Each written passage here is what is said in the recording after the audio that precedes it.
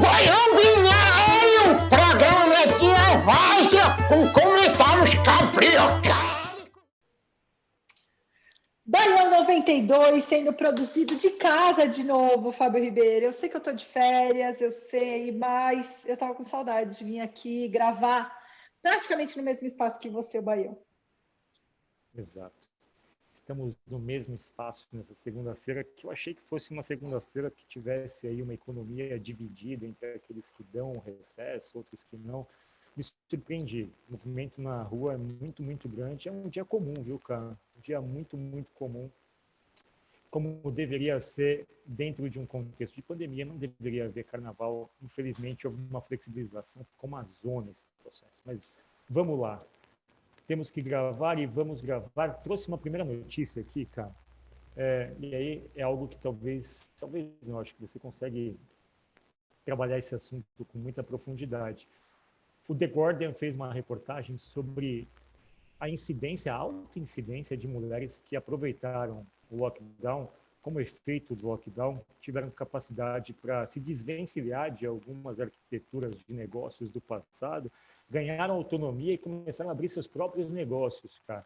E o artigo aqui fala de vários casos. Um do que eu gostei muito foi o da Joey Low, que é uma menina que ela fez um processo chamado Pioneer, que é uma empresa sem fins lucrativos, que ela nutre a paixão de garotas de 11 a 18 anos em matemática.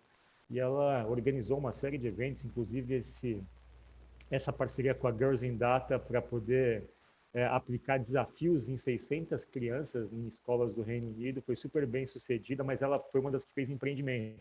E tem várias outras, como a Tracy Barnes, que ela, de alguma forma... Alguma brasileira, Fá? Alguma brasileira? Nesse caso, não, que o The Guardian especificamente trabalha ali no Reino Unido, né? Então, especificamente, ele pegou pessoas aí daquela região. Então, eu não sei se eu compartilhei até no Instagram. O Estadão soltou que a gente teve 8,2 milhões de mulheres saindo da economia formal por questões da pandemia. Então, sendo demitidas ou tendo que pedir demissão, porque recaiu o serviço doméstico, enfim, ficou inviável fazer parte do mercado de trabalho. Então, a gente perdeu 8,2 milhões de mulheres no mercado de trabalho aqui no Brasil.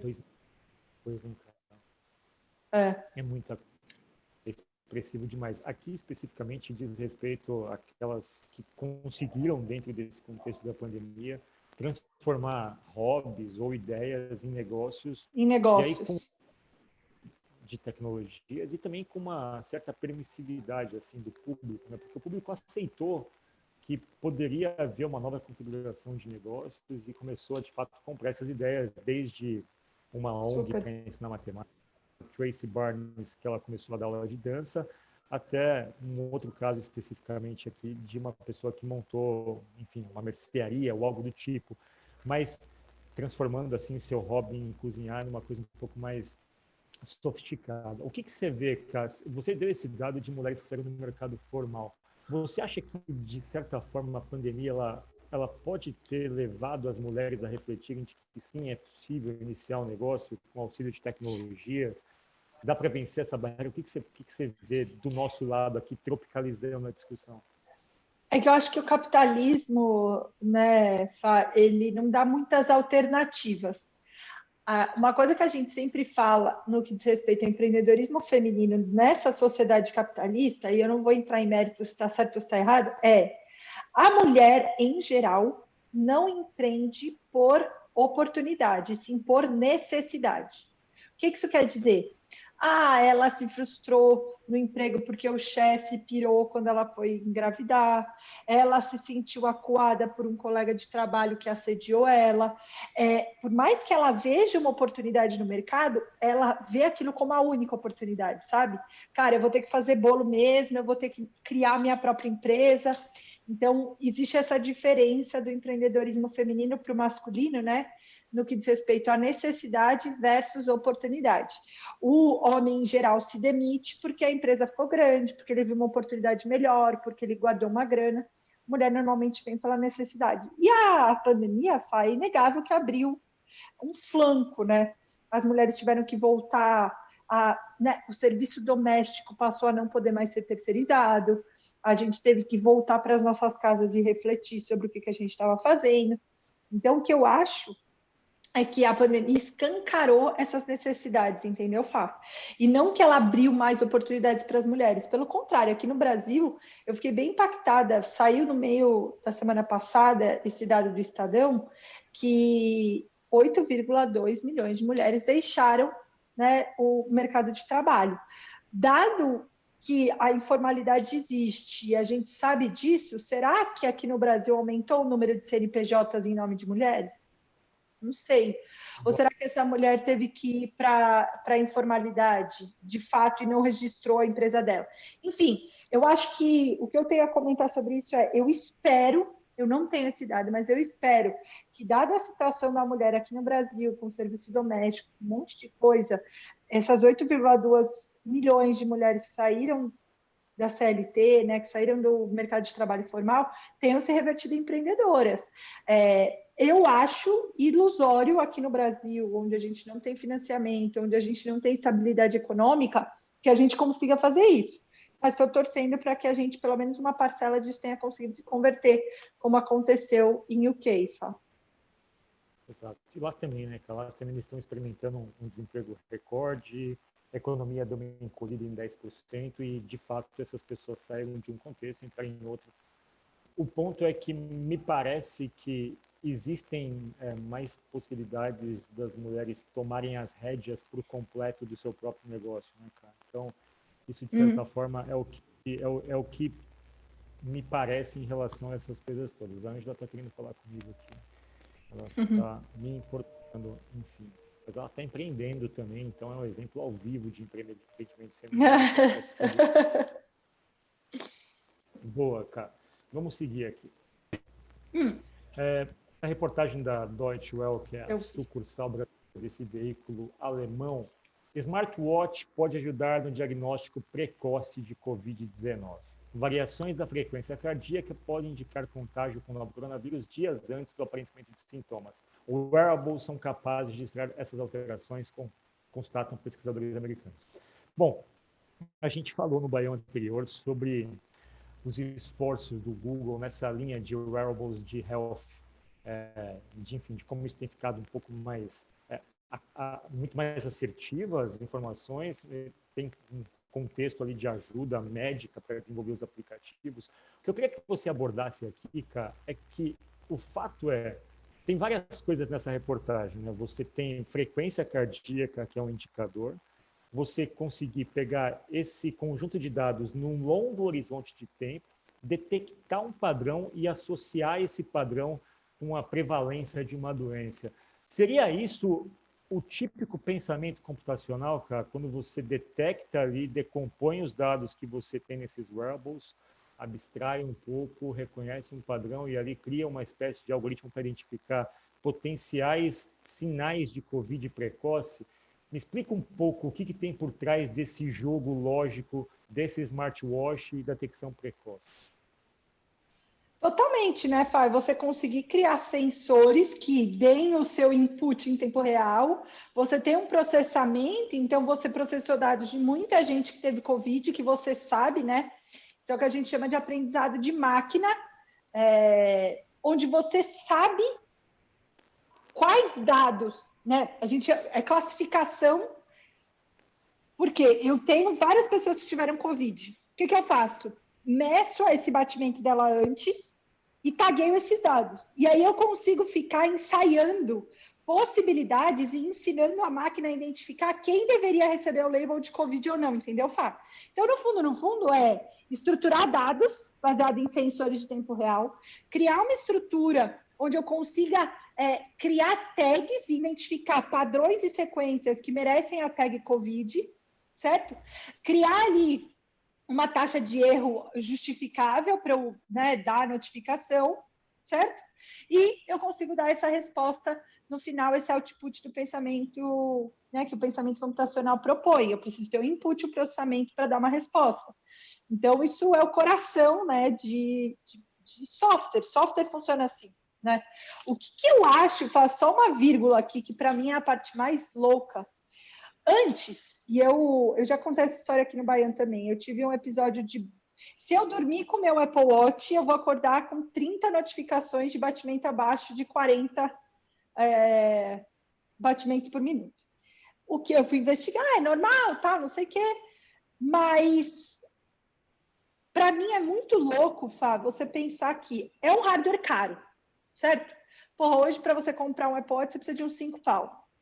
Mas com 5 mil reais você consegue fazer um eletro, você consegue medir a sua, né? Nesse Apple Watch novo, inclusive, você mede temperatura, você mede oxigenação, você mede batimento, tudo em tempo real, Fá. Para mim, isso é um sinal da lei de Moore, assim, sabe? A gente conseguiu pôr uma meleca que é um quadradinho no seu pulso, que substitui 4 ou 5 aparelhos que, se você fosse comprar, ia ser muito mais do que isso, sabe, Fá? Tipo, enfim, a minha sensação e a parte mais legal para mim toda nem tá no software, porque eu acho até meio bobo o software. Se você parar para pensar do ponto de vista lógico, é até mais fácil. O que eu acho assim, muito, muito legal é como é que pode a gente ter conseguido, num espaço de tempo tão curto, Fá, sei lá, 10, 20 anos, chegar numa parada que é um quadrado e que te dá um monitoramento da sua vida, praticamente, sabe? Então, para mim, o hardware nessa conversa é mais impactante do que o software. Boa, cara. E sabe uma coisa interessante? A gente está com uma turma de pensamento computacional e é difícil você explicar o conceito de pensamento computacional de forma teórica, né? As pessoas precisam, são vocabulários diferentes que a gente usa e a gente precisa lançar a mão de metáforas, de comparações e coisas do tipo. Quando você vê uma reportagem como essa aqui, ela tem a síntese do que é o pensamento computacional, mas quando a gente lê isso, a gente lê no sentido daquela notícia dentro do meu cotidiano, da conveniência que isso pode me causar, ou enfim, como uma curiosidade. A questão é que quando você, e acho que nem é a ideia dos autores ao fazerem, deixa eu ver se foi um autor ou uma autora, aqui não tem o nome, mas enfim, não é a ideia dos autores criarem um conteúdo didático e um conteúdo pedagógico, mas de certa forma acabam criando, né? Porque assim, ele pode desenvolver um modo de identificar quem pode adoecer antes que os indivíduos saibam, seria realmente uma conquista na gestão da Covid, ou seja, aqui a gente está falando exatamente sobre o que a gente falou. A gente decompõe informações de forma antecipada para detectar algum padrão. E aí, observando fatores como frequência cardíaca, número de passos por dia e tempo de sono, retrospectivamente constatou-se, por exemplo, que 63% dos casos poderia ter sido detectado em tempo real antes do aparecimento de sintomas. Aqui, de fato, assim, esses sistemas geram uma infinidade de informações. A capacidade que você tem de combinar especificamente essas três e achar um padrão relevante, estatisticamente confiável, tem muito a ver com habilidades estatísticas que são determinantes para que a gente consiga trabalhar com dados que, por sua vez, são determinantes no processo de aplicação do pensamento computacional. Então, essa reportagem, especificamente, ela serve para a gente explicar para qualquer pessoa o que é o tal do pensamento computacional. Sim, ele envolve você usar um computador lá na sua ponta final, mas antes de tudo é um exercício de pensamento crítico que junta algumas outras habilidades, não necessariamente do mundo digital atual, isso sempre existiu. Atualmente a gente aplica isso em contextos digitais, por isso que a gente processa em máquinas ou em smartwatches ou em wearables, mas para explicar pensamento computacional, esse tipo de notícia, ele é muito didático, né, cara? Super, Fá. E eu acho que, inclusive, ele é didático até para a gente explicar a relação entre analógico e digital, entre hardware e software. Ele não é bom só para explicar o conceito de pensamento computacional. Acho que ele é bom para essas outras duas grandes abstrações que a gente tem que fazer para compreender direito o impacto de pensamento computacional na nossa vida. Boa, vamos seguir. Trazer um pouco de música pop aqui. Quero ver se acha a relação entre essas notícias, Fábio Ribeiro. Começamos com mulheres empreendedoras, tem smartwatch, agora Britney Spears. Cara, o tema é carnaval, e no carnaval não tem regra. Então, o tema do Baião é Gostei. Baião sem regras. Mas vamos lá.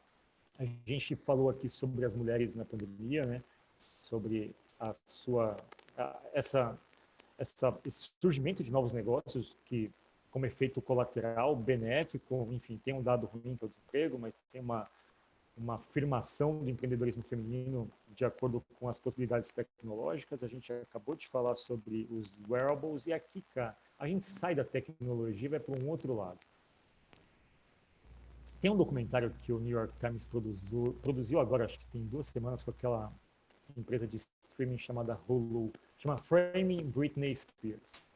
O documentário que analisa a controlada vida da princesa do pop. Você está por dentro desse assunto, não, cara? Zero, Fá.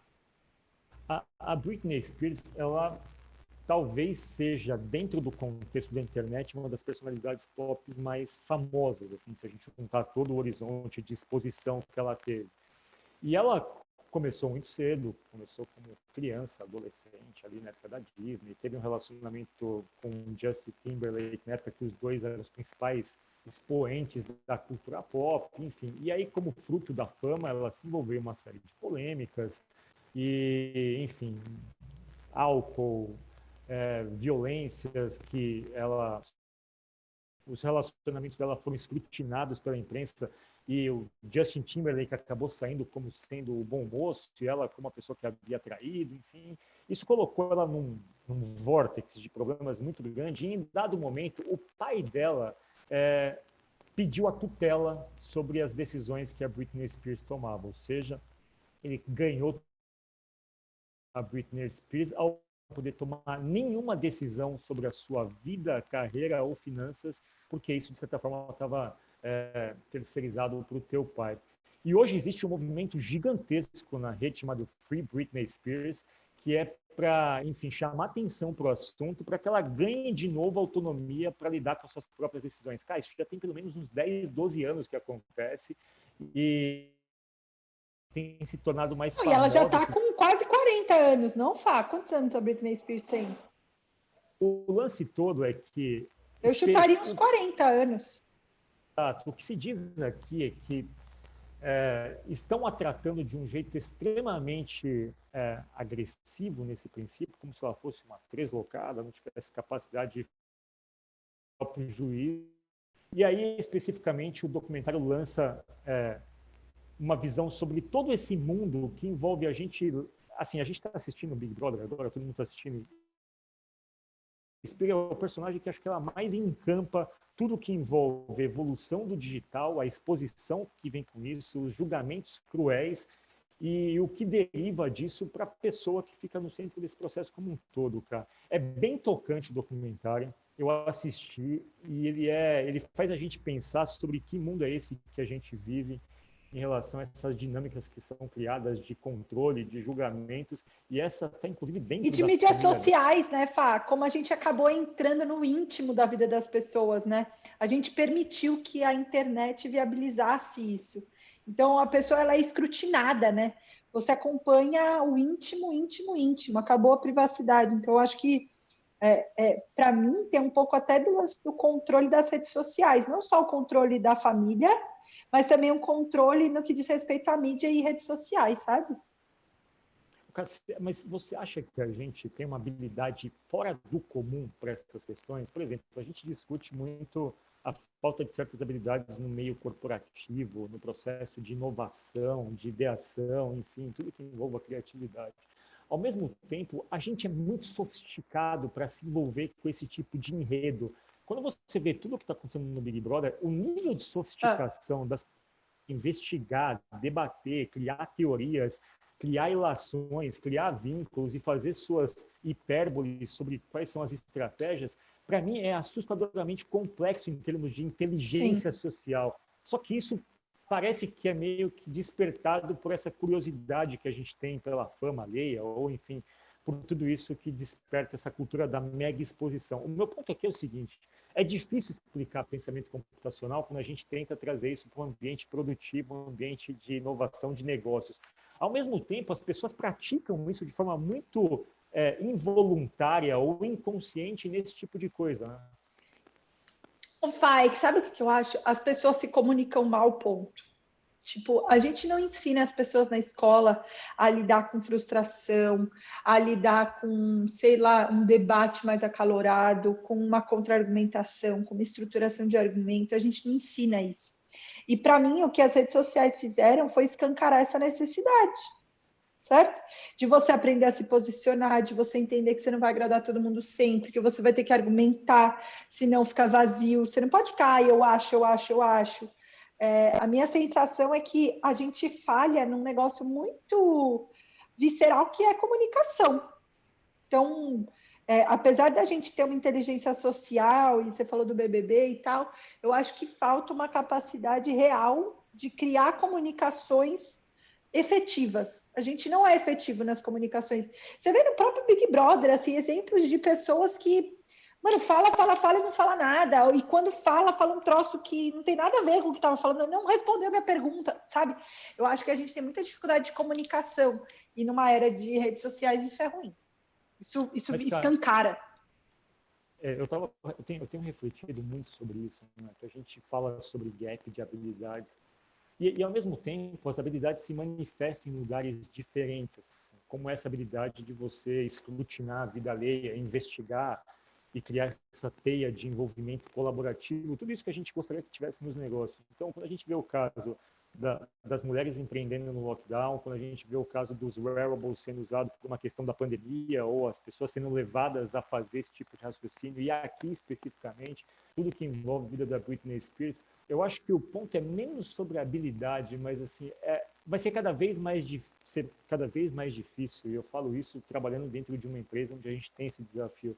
É cada vez mais difícil, é inegável que a gente trabalhe com pessoas inteligentes, mas é cada vez mais complexo você criar o gatilho para que a pessoa veja naquela situação de trabalho envolvimento emocional, envolvimento, entretenimento ou algum tipo de desafio que leve a processar toda a sua capacidade intelectual. Entendi. Que a gente tem menos um problema de habilidades, embora ele existe, é óbvio que ele existe, mas a gente tem um problema de criar o envolvimento e assim de aplicação de trabalho, sendo bem franco e honesto, ele está ficando cada vez com menos apelo. O mundo virtual, a dinâmica social, o que as pessoas consomem nas redes é infinitamente mais legal do que aquelas que elas veem no trabalho. Então, na minha concepção, vai ser cada vez mais difícil as empresas atraírem esse tesão crítico de pensamento computacional e pensamento crítico para dentro dos seus negócios. Porque é quase que impossível você criar esse ambiente, né? Um ambiente quase que de entretenimento dentro da sua própria empresa. Não dá para competir com isso. Então, para mim, esse é um ponto que eu acho que junta essas três notícias, assim, sabe? O fato da gente ter cada vez mais um desafio de fazer com que as pessoas criem propósitos nos lugares onde a gente quer que elas criem. Embora eu acho que catalisar essa energia, né, Fá? Focar essa energia numa coisa. A gente está num mundo tão disperso que a gente não consegue empregar nosso foco, nossas competências, nossas habilidades para produzir um valor final, né? Para criar um output real. Exato. Boa. Vou colocar aqui mais uma notícia. Tema forte para um carnaval, vai. Mais um ponto que dá o tom disso. Esse senhor aqui, senhor de 90 anos de idade, ele tem grana, tal, então ele pode fazer o que ele fez. O Aaron Epstein, ele estava de saco cheio da AT&T. Ele falou, cara, eu moro num lugar onde não tem internet, a internet é lenta. Ele gastou mais de $10 mil em anúncio de jornal reclamando sobre a AT&T. Resumo da ópera, a AT&T arrumou o problema dele, criou uma banda só para ele, puxou um cabo lá especificamente. Mentira! Que legal. Sim, e puta polêmica, falaram que ele deveria usar o dinheiro dele de outra forma. Ele falou, olha, é o seguinte, esse é um problema que eu tinha, ninguém me ouvia. Ele falou, se você digitar, ele falou assim, ó, vai no Google e coloca AT&T, e depois você coloca 90 anos de idade, e depois você coloca internet lenta. Você vai ver a quantidade de pessoas que reclamam desse mesmo assunto. E ele falou que ele tentou reclamar por todos os canais possíveis, não foi atendido, fez anúncios e conseguiu. Ou seja, cara, a gente sabe criar mecanismos de fazer uma mensagem chegar onde ela tem que chegar, resolver um problema quando a gente... Vamos contratar ele, Fá, acho o e-mail desse cara, vamos contratar ele para fazer a mensagem chegar para as pessoas, gostei. E fez chegar... Obrigado. Não, olha que louco isso, ele fez chegar a mensagem e ela exposta no jornal foi lá e resolveu o problema, sem muitos, enfim, sem muitas discussões. Ele falou que no dia, poucos dias depois, foi um técnico lá puxar um cabo para ele e arrumar um negócio para ele. Por que que acontece isso, cara?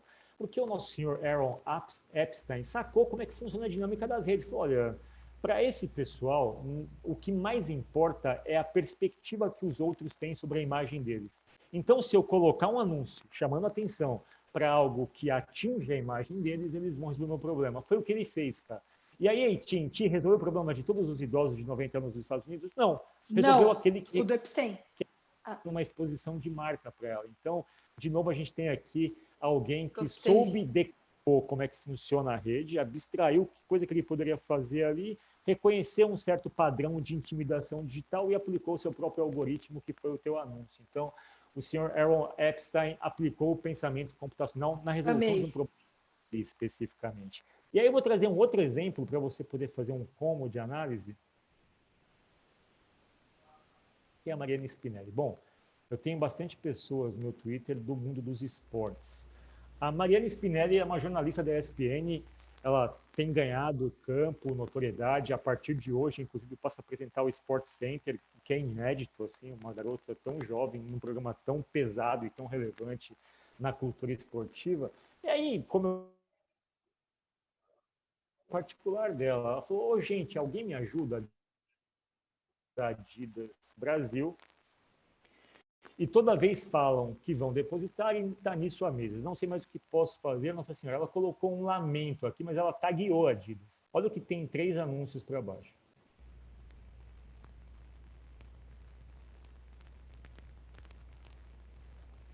Então, o ponto todo, mas no final resolve? Ela falou se resolveu? Eu trouxe o caso da Mariana, mas tem outros 1000 casos assim. Eu já vi jornalistas reclamando da TAM, do Santander, de qualquer banco, de qualquer companhia aérea, de qualquer coisa, do Uber. Quando uma pessoa tem esse azulzinho de conta verificada, o que significa que essa pessoa tem um certo nível de influência digital, imediatamente as empresas socorrem essas pessoas ou tentam abafar essa reclamação para que essa reclamação não ganhe reverberação, ou seja, ela não seja espalhada de forma neural ali, entendeu? Então, de novo, é um outro comportamento. Quer dizer que a Adidas faça isso para qualquer cliente? Não, ela resolve o impacto, ela tenta fechar a maior torneira de maior reclamação. Tanto no caso do senhor Aaron Epstein quanto do Mariana Spinelli, as pessoas sabem que elas conseguem criar um certo nível de constrangimento quando elas expõem a resolver um problema? É óbvio que não, mas funciona. Para essas pessoas, funciona. No é isso. Deve gastar $10 mil, no caso dela, ela é obviamente uma pessoa que tem certa repercussão. Mas, de novo, é a dinâmica de como as coisas se resolvem em redes sociais, né, cara? É você entender as dinâmicas, né, Fá? Eu acho que é o carnaval também, o tema desse baião, mas é você entender as dinâmicas, né? Você perceber que, cara, também não dá para você tapar o sol com a peneira e achar que o empreendedorismo feminino é por porque elas estão vendo novas oportunidades. A dinâmica é, eu estou sem emprego, eu estou tendo que me responsabilizar pelo serviço doméstico, vou tentar fazer uma parada aqui que é minha, que eu consigo fazer. É compreender as dinâmicas para que você consiga usar delas a favor de você e não contra você. Eu acho que ter essa clareza melhora muito a tua vida, muito. A Mariana, por exemplo, saber que se ela reclamar, ela vai ter uma resposta. O senhorzinho Epstein gastar os 10 mil porque ele sabe que isso vai resolver. Eu acho que a compreender as dinâmicas e usá-las a favor de você nessa sociedade digital é uma super competência, inclusive. Boa, Kai. Então você conseguiu amarrar melhor o tema. A compreensão das engrenagens, das dinâmicas é o tema desse baião, cara. Quando a gente compreende como isso funciona, o que a gente está fazendo? Decompondo. A gente está decompondo um sistema nas suas pequenas partes e a gente entende ali quais são as partes mais sensíveis, reconhece certos padrões e aí a gente cria as nossas estratagemas, cara. Boa. Reconhecimento de padrões. Nesse caso aqui foi o que ajudou 5 histórias a se desenvolverem, tanto das meninas do Reino Unido, das mulheres do Reino Unido, até o pessoal que quis aqui chamar a atenção para o seu problema, passando pelos wearables, devices. E até a Britney Spears, né? Compreender qual que é a dinâmica de controle que foi imposta por ela, ou pela mídia, ou pelo pai, e como que ela se safa disso. Total. dinâmica foram os fãs, que compreenderam que ela não vai conseguir sair disso sozinha, a não ser que os fãs se mobilizem, criem, subam uma hashtag pesada, Free Britney Spears, criem um envolvimento coletivo, chamem a atenção para um assunto que estava esquecido, uma vez que ela, obviamente, não está no holofote como ela sempre esteve, e aí você percebendo que essa é a dinâmica de como as pessoas reagem e se preocupam ou se vinculam com o tema, os fãs estão percebendo isso e tentando dar para ela liberdade novamente, porque ela ganha aí autonomia para gerir sua própria carreira. Então é isso, cara. Você falou a real, reconhecimento de dinâmicas. Esse foi o espírito do nosso Baião. Se todo mundo reconhece, as pessoas conseguem resolver problemas mais facilmente ou pelo menos propor soluções de um jeito um pouco mais coordenado, né, cara? É isso, Baião 92, carnavalesco, gravado, Fábio Ribeiro, muito obrigada. Vamos compreender as nossas engrenagens. Boa, até mais, cara.